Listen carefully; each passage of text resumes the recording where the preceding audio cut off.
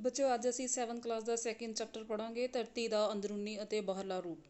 ਅਰਥਾਤ ਧਰਤੀ ਦਾ ਰੂਪ ਹੈ ਜਿਹੜਾ ਉਹ ਕਿਸ ਤਰ੍ਹਾਂ ਦਾ ਹੈ, ਅੰਦਰਲਾ ਰੂਪ ਕਿਸ ਤਰ੍ਹਾਂ ਦਾ ਹੈ ਅਤੇ ਬਾਹਰਲਾ ਰੂਪ ਹੈ ਜਿਹੜਾ ਉਹ ਕਿਸ ਤਰ੍ਹਾਂ ਦਾ ਹੈ। ਅਸੀਂ ਪਿਛਲੀ ਸ਼੍ਰੇਣੀ ਦੇ ਵਿੱਚ ਅਸੀਂ ਸੂਰਜੀ ਪਰਿਵਾਰ ਬਾਰੇ ਪੜ੍ਹਿਆ ਸੀ ਅਤੇ ਉਸ ਵਿੱਚ ਪੜ੍ਹਿਆ ਸੀ ਦਿਨ ਅਤੇ ਰਾਤ ਕਿੱਦਾਂ ਬਣਦੇ ਹਨ, ਮੌਸਮ ਦੇ ਵਿੱਚ ਕਿੱਦਾਂ ਤਬਦੀਲੀਆਂ ਆਉਂਦੀਆਂ ਹਨ। ਅਤੇ ਹੁਣ ਅਸੀਂ ਧਰਤੀ ਬਾਰੇ ਪੜ੍ਹਾਂਗੇ। ਸਭ ਤੋਂ ਪਹਿਲਾਂ ਅਸੀਂ ਧਰਤੀ ਦੇ ਅੰਦਰੂਨੀ ਭਾਗ ਬਾਰੇ ਪੜ੍ਹਾਂਗੇ। ਜਿਵੇਂ ਕਿ ਪਿਛਲੇ ਪਾਠ ਦੇ ਵਿੱਚ ਵੀ ਪੜ੍ਹਿਆ ਸੀ, ਧਰਤੀ ਦੇ ਸਮੁੱਚੇ ਤੌਰ 'ਤੇ 3 ਖੋਲ ਮੰਡਲ, ਧਰਤੀ ਦੀ ਚਾਪੜ, ਮੈਂਟਲ ਅਤੇ ਕੇਂਦਰੀ ਭਾਗ ਹਨ। ਧਰਤੀ ਦੇ 3 ਭਾਗ ਹੁੰਦੇ ਹਨ, ਚਾਪੜ, ਮੈਂਟਲ ਔਰ ਕੇਂਦਰੀ ਭਾਗ, ਜਿਨ੍ਹਾਂ ਨੂੰ ਆਮ ਕਰਕੇ ਸਿਆਲ, ਸੀਮਾ ਅਤੇ ਨਾਈਫ ਕਿਹਾ ਜਾਂਦਾ ਹੈ। ਥਲ ਮੰਡਲ, ਇਸ ਵਿੱਚ ਧਰਤੀ ਦੀ ਚਾਪੜ ਜਿਸ ਨੂੰ ਸਿਆਲ ਕਿਹਾ ਜਾਂਦਾ ਹੈ। ਇਸ ਭਾਗ ਦੀ ਮੋਟਾਈ ਲਗਭਗ 100 ਕਿਲੋਮੀਟਰ ਦੇ ਕਰੀਬ ਹੈ ਅਤੇ ਇਸ ਵਿੱਚ ਸਿਲੀਕੌਨ ਅਤੇ ਐਲੂਮੀਨੀਅਮ ਦੇ ਵਧੇਰੇ ਤੱਤ ਪਾਏ ਜਾਂਦੇ ਹਨ। ਇਸ ਕਰਕੇ ਹੀ ਇਸ ਨੂੰ ਸਿਆਲ ਦੇ ਨਾਂ ਨਾਲ ਜਾਣਿਆ ਜਾਂਦਾ ਹੈ। ਜਿਵੇਂ ਸਿਆਲ ਦਾ ਸ਼ਾਬਦਿਕ ਅਰਥ ਹੈ Si ਤੇ Li ਐਲੂਮੀਨੀਅਮ ਹੁੰਦੇ ਹਨ। ਇਸ ਦੀ ਉੱਪਰਲੀ ਪਰਤ, ਜਿਸ ਦੀ ਮੋਟਾਈ ਸਮੁੰਦਰ ਤਲ 'ਤੇ 4 ਤੋਂ 7 ਕਿਲੋਮੀਟਰ, ਮਹਾਂਦੀਪੀ ਭਾਗ 'ਤੇ ਔਸਤਨ 35 ਕਿਲੋਮੀਟਰ ਅਤੇ ਪਹਾੜਾਂ 'ਤੇ ਇਸ ਦੀ ਪਰਤ 70 ਕਿਲੋਮੀਟਰ ਹੁੰਦੀ ਹੈ। ਇਸ ਦੀ ਸਭ ਤੋਂ ਉੱਪਰਲੀ ਪਰਤ ਚੱਟਾਨਾਂ ਅਤੇ ਮਿੱਟੀ ਦੀ ਬਣੀ ਹੋਈ ਹੁੰਦੀ ਹੈ। ਮੈਂਟਲ ਭਾਗ, ਧਰਤੀ ਦੀ ਉੱਪਰਲੀ ਪਰਤ ਦੇ ਹੇਠਾਂ ਵੱਲ ਮੈਂਟਲ ਭਾਗ ਹੈ। ਇਸ ਦੀ ਔਸਤਨ ਮੋਟਾਈ 2900 ਕਿਲੋਮੀਟਰ ਹੈ, ਅਰਥਾਤ ਧਰਤੀ ਦੇ ਧੁਰ ਅੰਦਰ 2900 ਕਿਲੋਮੀਟਰ ਦੀ ਦੂਰੀ ਤੱਕ ਹੈ। ਧਰਤੀ ਦੀ ਇਹ ਪਰਤ ਵੀ ਸਾਰੇ ਸਥਾਨਾਂ 'ਤੇ ਇੱਕੋ ਜਿਹੀ ਮੋਟੀ ਨਹੀਂ ਹੈ। ਇਸ ਨੂੰ ਵੀ ਅੱਗੇ 2 ਭਾਗਾਂ ਵਿੱਚ ਵੰਡਿਆ ਜਾਂਦਾ ਹੈ, ਉੱਪਰਲਾ ਮੈਂਟਲ ਭਾਗ ਅਤੇ ਹੇਠਲਾ ਮੈਂਟਲ ਭਾਗ। ਉੱਪਰਲਾ ਮੈਂਟਲ ਭਾਗ ਧਰਤੀ ਦੇ ਅੰਦਰ 700 ਕਿਲੋਮੀਟਰ ਤੱਕ ਦੀ ਦੂਰੀ ਤੱਕ ਹੈ। ਇਸ ਮੈਂਟਲ ਭਾਗ ਨੂੰ ਸੀਮਾ ਆਖਦੇ ਹਨ। ਧਰਤੀ ਦੀ ਇਸ ਪਰਤ ਦੇ ਵਿੱਚ ਸਿਲੀਕੌਨ ਅਤੇ ਮੈਗਨੀਸ਼ੀਅਮ ਦੇ ਤੱਤ ਵਧੇਰੇ ਹੋਣ ਕਰਕੇ ਇਸ ਨੂੰ ਸੀਮਾ ਆਖਦੇ ਹਨ। ਕਿਉਂਕਿ ਸੀਮਾ ਸ਼ਬਦ ਦੇ 2 ਸ਼ਬਦਾਂ ਤੋਂ ਮਿਲ ਕੇ ਬਣਿਆ ਹੈ, Si ਤੇ Mg। Si silicone, Mg magnesium. ਧਰਤੀ ਦਾ ਕੇਂਦਰੀ ਭਾਗ, ਧਰਤੀ ਦੀ ਸਭ ਤੋਂ ਅੰਦਰੂਨੀ ਭਾਗ ਕੇਂਦਰੀ ਭਾਗ ਅਖਵਾਉਂਦਾ ਹੈ। ਇਸ ਦੀ ਮੋਟਾਈ ਲਗਭਗ 3470 ਕਿਲੋਮੀਟਰ ਤੱਕ ਹੈ। ਇਸ ਦੇ ਵੀ 2 ਭਾਗ ਹਨ, ਬਾਹਰਲਾ ਭਾਗ ਤੇ ਅੰਦਰਲਾ ਭਾਗ। ਇਸ ਕੇਂਦਰੀ ਭਾਗ ਨੂੰ ਨਾਈਫ ਆਖਦੇ ਹਨ। ਇਸ ਵਿੱਚ ਨਿੱਕਲ ਅਤੇ ਲੋਹ ਵਰਗੇ ਤੱਤ ਜ਼ਿਆਦਾ ਮਾਤਰਾ ਵਿੱਚ ਪਾਏ ਜਾਂਦੇ ਹਨ। ਜਦੋਂ ਲਾਵਾ ਜ਼ਮੀਨੀ ਭਾਗ 'ਤੇ ਬਾਹਰ ਨਿਕਲਦਾ ਹੈ ਤਾਂ ਪਹਾੜ ਦਾ ਰੂਪ ਧਾਰਨ ਕਰ ਲੈਂਦਾ ਹੈ, ਜਿਵੇਂ ਜਾਪਾਨ ਦਾ ਫਿਊਜੀਯਾਮਾ ਪਹਾੜਾਂ ਇਸ ਦੀ ਇੱਕ ਵਧੀਆ ਉਦਾਹਰਣ ਹਨ।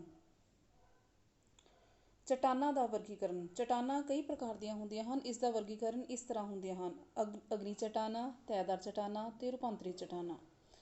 ਅਗਨੀ ਚੱਟਾਨਾਂ, ਅਗਨੀ ਸ਼ਬਦ ਲਾਤੀਨੀ ਭਾਸ਼ਾ ਦੇ ਸ਼ਬਦ ਇਗਨਿਸ ਤੋਂ ਲਿਆ ਗਿਆ ਹੈ, ਜਿਸ ਦਾ ਅਰਥ ਹੈ ਅੱਗ। ਇੱਥੇ ਅਗਨੀ ਸ਼ਬਦ ਤੋਂ ਭਾਵ ਉੱਚੇ ਤਾਪਮਾਨ ਤੋਂ ਹੈ। ਇਸ ਤਰ੍ਹਾਂ ਅਗਨੀ ਚੱਟਾਨਾਂ ਉਹ ਚੱਟਾਨਾਂ ਹਨ ਜਿਨ੍ਹਾਂ ਦਾ ਨਿਰਮਾਣ ਪ੍ਰਿਥਵੀ ਦੇ ਅੰਦਰੂਨੀ ਭਾਗ ਦੇ ਵਿੱਚ ਮਿਲਦੇ ਅਤਿਅੰਤ ਗਰਮ ਅਤੇ ਪਿਘਲੇ ਹੋਏ ਤਰਲ ਤੇ ਠੰਡੇ ਹੋ ਕੇ ਠੋਸ ਹੋਣ ਨਾਲ ਹੋਇਆ ਹੈ। ਇਸ ਗਰਮ ਤਰਲ ਨੂੰ ਮੈਗਮਾ ਵੀ ਆਖਦੇ ਹਨ। ਇਹ 2 ਪ੍ਰਕਾਰ ਦਾ ਹੁੰਦਾ ਹੈ, ਅੰਤਰਵੇਦੀ ਅਗਨੀ ਚੱਟਾਨਾਂ ਤੇ ਬਾਹਰਵੇਦੀ ਅਗਨੀ ਚੱਟਾਨਾਂ।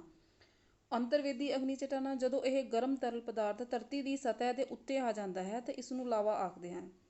ਮੈਗਮਾ ਦੇ ਧਰਤੀ ਦੇ ਅੰਦਰ ਹੀ ਹੌਲੀ-ਹੌਲੀ ਠੰਡਾ ਹੋ ਕੇ ਬਣਨ ਵਾਲੀ ਚੱਟਾਨਾਂ ਨੂੰ ਅੰਤਰਵੇਦੀ ਚੱਟਾਨਾਂ ਆਖਦੇ ਹਨ। ਅੰਤਰਵੇਦੀ ਚੱਟਾਨਾਂ 2 ਤਰ੍ਹਾਂ ਦੀਆਂ ਹੁੰਦੀਆਂ ਹਨ, ਪਤਾਲੀ ਅਗਨੀ ਚੱਟਾਨਾਂ ਤੇ ਮੱਧਵਰਤੀ ਅਗਨੀ ਚੱਟਾਨਾਂ। ਪਤਾਲੀ ਅਗਨੀ ਚੱਟਾਨਾਂ, ਜਦੋਂ ਪ੍ਰਿਥਵੀ ਦਾ ਗਰਮ ਮੈਗਮਾ ਪ੍ਰਿਥਵੀ ਦੇ ਅੰਦਰ ਬਹੁਤ ਡੂੰਘਾਈ 'ਤੇ ਹੌਲੀ-ਹੌਲੀ ਠੰਡਾ ਹੋ ਕੇ ਸਖਤ ਰੂਪ ਧਾਰ ਲੈਂਦਾ ਹੈ ਤਾਂ ਪਤਾਲੀ ਅਗਨੀ ਚੱਟਾਨਾਂ ਦਾ ਨਿਰਮਾਣ ਹੁੰਦਾ ਹੈ।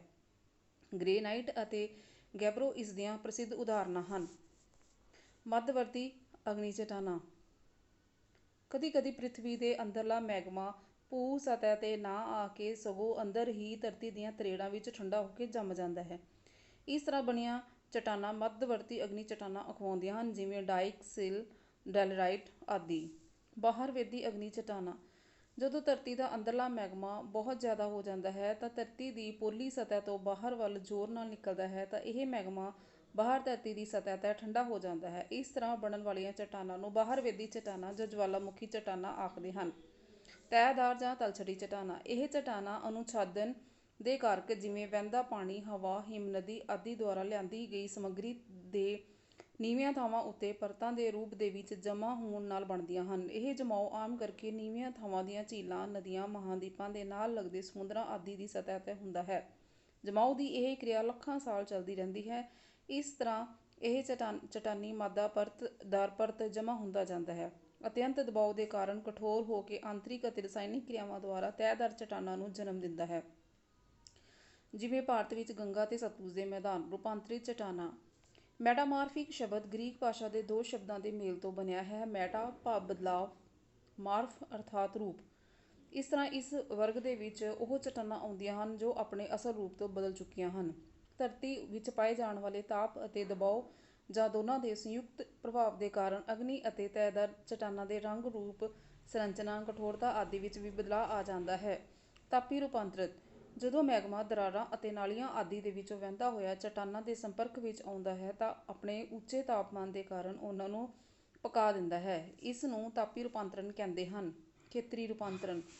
ਕਿਸੇ ਵੱਡੇ ਖੇਤਰ ਦੇ ਵਿੱਚ ਓਪਰੀ ਚਟਾਨਾਂ ਦੇ ਅਤਿਅੰਤ ਦਬਾਅ ਦੇ ਕਾਰਨ ਚਟਾਨਾਂ ਦੇ ਮੂਲ ਰੂਪ ਵਿੱਚ ਜੋ ਬਦਲਾਅ ਆਉਂਦਾ ਹੈ ਉਸਨੂੰ ਖੇਤਰੀ ਰੂਪਾਂਤਰਨ ਚਟਾਨਾਂ ਆਖਦੇ ਹਨ। ਮਿੱਟੀ। ਬੱਚਿਓ, ਮਿੱਟੀ ਇੱਕ ਬਹੁਤ ਹੀ ਮਹੱਤਵਪੂਰਨ ਸਾਧਨ ਹੈ। ਮਿੱਟੀ ਦੀ ਉਪਜਾਊ ਸ਼ਕਤੀ ਦੇ ਵਿੱਚ ਹੀ ਇਸ ਦਾ ਮਹੱਤਵ ਹੈ। ਘੱਟ ਉਪਜਾਊ ਮਿੱਟੀ ਦਾ ਬਹੁਤ ਲਾਭ ਨਹੀਂ ਹੈ। ਉਪਜਾਊ ਮਿੱਟੀ ਸਦਾ ਮਨੁੱਖ ਦੀ ਖਿੱਚ ਪਾਉਂਦੀ ਰਹੀ ਹੈ ਕਿਉਂਕਿ ਮਨੁੱਖ ਨੂੰ ਭੋਜਨ ਵਸਤਾਂ ਇਸੇ ਤੋਂ ਹੀ ਪ੍ਰਾਪਤ ਹੁੰਦੀਆਂ ਹਨ। ਇਹੀ ਕਾਰਨ ਹੈ ਕਿ ਮਨੁੱਖ ਪ੍ਰਾਰੰਭ ਤੋਂ ਹੀ ਉਪਜਾਊ ਸ਼ਕਤੀਆਂ ਤੇ ਰਹਿਣਾ ਪਸੰਦ ਕਰਦਾ ਹੈ। ਪੁਰਾਤਨ ਸੱਭਿਅਤਾਵਾਂ ਦਾ ਜਨਮ ਅਤੇ ਵਿਕਾਸ ਸੰਸਾਰ ਵਿੱਚ ਉਪਜਾਊ ਨਦੀਆਂ ਘਾਟੀਆਂ ਦੇ ਵਿੱਚ ਹੀ ਹੋਇਆ। ਕੀ ਤੁਸੀਂ ਪੁਰਾਤਨ ਸੱਭਿਅਤਾ ਦੇ ਨਾਲ ਸੰਬੰਧਿਤ ਨਦੀਆਂ ਘਾਟੀਆਂ ਦੇ ਨਾਂ ਦੱਸ ਸਕਦੇ ਹੋ? ਸਿੰਧ, ਨੀਲ, ਦਜਲਾ, ਫਰਾਤ, ਯੰਗਸੀ ਘਾਟੀਆਂ ਉਪਜਾਊ ਮਿੱਟੀ ਦੇ ਸਦਕਾ ਹੀ ਹਨ। ਮਿੱਟੀ ਦੀ ਰਚਨਾ। ਬੱਚਿਓ, ਇਹ ਤਾਂ ਤੁਹਾਨੂੰ ਪਤਾ ਹੀ ਹੈ ਕਿ ਮਿੱਟੀ ਚਟਾਨਾਂ ਦੇ ਟੁੱਟ-ਭੱਜ ਅਤੇ ਗਲੇ ਸੜੇ ਪੌਦੇ ਪਦਾਰਥਾਂ ਜਾਂ ਜੀਵ ਜੰਤੂਆਂ ਦੀ ਰਹਿੰਦ ਖੂੰਹਦ ਆਦਿ ਦੇ ਤੱਤਾਂ ਤੋਂ ਬਣਦੀ ਹੈ। ਇਸ ਦੇ ਕਣ ਬਹੁਤ ਬਰੀਕ, ਮੁਲਾਇਮ ਅਤੇ ਨਿਖੜਵੇਂ ਹੁੰਦੇ ਹਨ ਤਾਂ ਕਿ ਪੌਦਿਆਂ ਦੀਆਂ ਜੜ੍ਹਾਂ ਦੇ ਵਿੱਚ ਸੌਖ ਨਾਲ ਵਧ ਸਕਣ। ਮਿੱਟੀ ਲੰਬੇ ਸਮੇਂ ਤੱਕ ਭੌਤਿਕ ਅਤੇ ਰਸਾਇਣਿਕ ਅਤੇ ਜੈਵਿਕ ਕਿਰਿਆਵਾਂ ਦੇ ਰਾਹੀਂ ਬਣਦੀ ਹੈ। ਮਿੱਟੀ ਬਣਨ ਦੀ ਕਿਰਿਆ ਬਹੁਤ ਹੌਲੀ ਹੈ ਅਤੇ ਉੱਪਰਲੀ ਖੇਤੀ ਯੋਗ ਪਤਲੀ ਪਰਤ ਨੂੰ ਬਣਨ ਵਿੱਚ ਹਜ਼ਾਰਾਂ ਸਾਲ ਲੱਗ ਜਾਂਦੇ ਹਨ। ਚਟਾਨੀ ਪਦਾਰਥਾਂ ਤੋਂ ਇਲਾਵਾ ਮਿੱਟੀ ਵਿੱਚ ਗਲੀ ਸੜੀ ਬਨਸਪਤੀ, ਕੀਟਾਣੂਆਂ ਆਦਿ ਵੀ ਸ਼ਾਮਲ ਹੁੰਦੇ ਹਨ। ਪੌਦੇ ਦੇ ਪੱਤੇ ਅਤੇ ਪਸ਼ੂਆਂ ਦਾ ਮਲ ਮੂਤਰ ਮਿੱਟੀ ਦੀ ਉਪਜਾਊ ਸ਼ਕਤੀ ਨੂੰ ਵਧਾਉਂਦਾ ਹੈ। ਇਸ ਪ੍ਰਕਾਰ ਮਿੱਟੀ ਵਿੱਚ ਦੋ ਪ੍ਰਕਾਰ ਦੇ ਤੱਤ ਹਨ, ਇੱਕ ਖਣਿਜ ਪਦਾਰਥ ਅਤੇ ਦੂਜੇ ਮਲੜ। ਮਿੱਟੀ ਵਿੱਚ ਖਣਿਜ ਪਦਾਰਥ ਕਾਫੀ ਮਾਤਰਾ ਵਿੱਚ ਹੁੰਦੇ ਹਨ ਜੋ ਇਸ ਨੂੰ ਮੂਲ ਚਟਾਨਾਂ ਤੋਂ ਪ੍ਰਾਪਤ ਹੁੰਦੇ ਹਨ। ਮਿੱਟੀ ਦੀ ਰਚਨਾ। ਸੰਸਾਰ ਵਿੱਚ ਅਨੇਕ ਪ੍ਰਕਾਰ ਦੀਆਂ ਮਿੱਟੀਆਂ ਮਿਲਦੀਆਂ ਹਨ। ਇਹਨਾਂ ਦੀ ਵੰਡ, ਉਤਪੱਤੀ, ਬਣਤਰ ਜਲਵਾਯੂ ਤੇ ਆਧਾਰਿਤ ਹੈ। ਅਸਲ ਵਿੱਚ ਇਹੀ ਕਾਰਕ ਹਨ ਜੋ ਮਿੱਟੀ ਦੇ ਨਿਰਮਾਣ ਵਿੱਚ ਸਹਾਇਕ ਹੁੰਦੇ ਹਨ। ਨਦੀਆਂ, ਹਿਮ ਨਦੀਆਂ ਅਤੇ ਹਵਾ ਕਿਸੇ ਥਾਂ ਦੀ ਮਿੱਟੀ ਨੂੰ ਬਣਾਉਣ ਵਿੱਚ ਹਿੱਸਾ ਪਾਉਂਦੀਆਂ ਹਨ। ਨਦੀਆਂ ਜਿੱਥੇ ਪਾਣੀ ਦਾ ਇੱਕ ਮਹੱਤਵਪੂਰਨ ਸੋਮਾ ਹਨ ਉੱਥੇ ਇਹ ਮਿੱਟੀ ਦੇ ਨਿਰਮਾਣ ਵਿੱਚ ਵੀ ਸਹਾਇਕ ਹੁੰਦੀਆਂ ਹਨ। ਤਾਂ ਇਸ ਤਰ੍ਹਾਂ ਬੱਚਿਓ ਮਿੱਟੀ ਤੇ ਜਲਵਾਯੂ ਦਾ ਬਹੁਤ ਜ਼ਿਆਦਾ ਅਸਰ ਪੈਂਦਾ ਹੈ। ਮਿੱਟੀ ਦੀਆਂ ਕਿਸਮਾਂ। ਜਲੋੜ ਮਿੱਟੀ। ਜਲੋੜ ਮਿੱਟੀ ਦਾ ਨਿਰਮਾਣ ਦਰਿਆਵਾਂ ਦੁਆਰਾ ਲਿਆਂਦੀ ਗਈ ਮਹੀਨ ਗਾਦ ਦੇ ਨਿਖੇਪ ਨਾਲ ਹੁੰਦਾ ਹੈ। ਇਹ ਸੰਸਾਰ ਦੀਆਂ ਸਭ ਤੋਂ ਉਪਜਾਊ ਮਿੱਟੀ ਕਿਸਮਾਂ ਵਿੱਚੋਂ ਇੱਕ ਹੈ। ਇਹ ਜ਼ਿਆਦਾਤਰ ਗੰਗਾ ਬ੍ਰਹਮਪੁੱਤਰ ਦਰਿਆ ਦੇ ਡੈਲਟਾ ਪ੍ਰਦੇਸ਼, ਹੜ੍ਹਾਂ ਦੇ ਮੈਦਾਨ ਵਿੱਚ ਤੁਲਨਾਤਮਕ ਤੌਰ ਤੇ ਨਵੀਂ ਜਲੋੜ ਦੁਆਰਾ ਨਿਰਮਿਤ ਮਿੱਟੀ ਨੂੰ ਖਾਡਰ, ਜਦਕਿ ਦਰਿਆਈ ਘਾਟੀਆਂ ਦੇ ਓਪਰੀ ਭਾਗਾਂ ਦੇ ਵਿੱਚ ਬਾਂਗਰ ਆਦਿ ਵਿੱਚ ਪਾਈ ਜਾਂਦੀ ਹੈ। ਕਾਲੀ ਮਿੱਟੀ ਨੂੰ ਰੇਗੜ ਵੀ ਕਿਹਾ ਜਾਂਦਾ ਹੈ। ਇਸ ਦਾ ਨਿਰਮਾਣ ਜਵਾਲਾਮੁਖੀ ਨਾਲ ਹੋਇਆ। ਇਹ ਡੂੰਘੀ ਅਤੇ ਮਹੀਨ ਕਣਾਂ ਵਾਲੇ ਕਾਲੇ ਰੰਗ ਦੀ ਹੁੰਦੀ ਹੈ ਤੇ ਇਹ ਜ਼ਿਆਦਾਤਰ ਮੱਧ ਪ੍ਰਦੇਸ਼, ਮਹਾਰਾਸ਼ਟਰ, ਗੁਜਰਾਤ, ਤਾਮਿਲਨਾਡੂ ਆਦਿ ਵਰਗੇ ਸਥਾਨਾਂ ਤੇ ਪਾਈ ਜਾਂਦੀ ਹੈ ਤੇ ਇਹ ਮਿੱਟੀ ਕਪਾਹ ਲਈ ਬਹੁਤ ਉਪਜਾਊ ਹੁੰਦੀ ਹੈ। ਲਾਲ ਮਿੱਟੀ। ਲਾਲ ਮਿੱਟੀ ਅਗਨੀ ਚਟਾਨਾਂ ਤੋਂ ਮਿਲ ਕੇ ਬਣੀ ਹੈ। ਭਾਰਤੀ ਪ੍ਰਾਇਦੀਪੀ ਦੇ ਦੱਖਣੀ ਅਤੇ ਪੂਰਬੀ ਭਾਗਾਂ ਦੇ ਉਸ਼ਣ ਅਤੇ ਆਮ ਕਰਕੇ ਖੁਸ਼ਕ ਭਾਗਾਂ ਵਿੱਚ ਮਿਲਦੀ ਹੈ। ਇਹ ਮਿੱਟੀ ਜ਼ਿਆਦਾਤਰ ਪੂਰਬੀ ਮੱਧ ਪ੍ਰਦੇਸ਼, ਤੇਲੰਗਾਨਾ, ਤਾਮਿਲਨਾਡੂ ਆਦਿ ਜਗ੍ਹਾ ਦੇ ਵਿੱਚ ਪਾਈ ਜਾਂਦੀ ਹੈ। ਲੈਟਰਾਈਟ ਮਿੱਟੀ। ਇਹ ਮਿੱਟੀ ਗਰਮ ਅਤੇ ਸਿੱਲੇ ਪ੍ਰਦੇਸ਼ਾਂ ਵਿੱਚ ਮਿਲਦੀ ਹੈ ਜਿੱਥੇ ਭਾਰੀ ਮੌਸਮੀ ਵਰਖਾ ਹੁੰਦੀ ਹੈ। ਭਾਰੀ ਵਰਖਾ ਅਤੇ ਉੱਚੇ ਤਾਪਮਾਨ ਵਜੋਂ ਮਿੱਟੀ ਦੀ ਓਪਰੀ ਤਹਿ ਤੇ ਪੌਸ਼ਟਿਕ ਤੱਤ ਨੀਚੇ ਚਲੇ ਜਾਂਦੇ ਹਨ। ਇਹ ਮਿੱਟੀ ਜ਼ਿਆਦਾਤਰ ਉੱਤਰ ਪੂਰਬੀ ਰਾਜਾਂ ਦੇ ਕੁਝ ਹਿੱਸਿਆਂ ਦੇ ਵਿੱਚ, ਪੱਛਮੀ ਘਾਟ, ਛੋਟਾ ਨਾਗਪੁਰ ਦੀ ਪਹਾੜ ਆਦਿ ਜਗ੍ਹਾ ਤੇ ਪਾਈ ਜਾਂਦੇ ਹਨ। ਖੁਸ਼ਕ ਰੇਤਲੀ ਮਿੱਟੀ। ਇਹ ਮਿੱਟੀ ਜ਼ਿਆਦਾਤਰ ਰੇਗਿਸਤਾਨੀ ਜਾਂ ਬਲੂਈ ਮਿੱਟੀ ਦੇ ਨਾਂ ਨਾਲ ਵੀ ਇਸ ਨੂੰ ਜਾਣਿਆ ਜਾਂਦਾ ਹੈ। ਇਸ ਵਿੱਚ ਹਿਊਮਸ ਦੀ ਮਾਤਰਾ ਘੱਟ ਹੋਣ ਕਰਕੇ ਮਿੱਟੀ ਖੇਤੀ ਲਈ ਉਪਜਾਊ ਨਹੀਂ ਹੁੰਦੀ। ਪਰਬਤੀ ਮਿੱਟੀ। ਲੋਹ ਤੱਤਾਂ ਵਿੱਚ ਧਨੀ ਇਹ ਮਿੱਟੀ ਮੁੱਖ ਕਰਕੇ ਹਿਮਾਲਿਆਈ ਪ੍ਰਾਂਤਾਂ ਦੇ ਵਿੱਚ ਮਿਲਦੀ ਹੈ। ਇਹ ਘੱਟ ਡੂੰਘੀ ਅਤੇ ਪਤਲੀ ਤਹਿ ਵਾਲੀ ਹੁੰਦੀ ਹੈ। ਭੌਂ ਖੁਰਣ।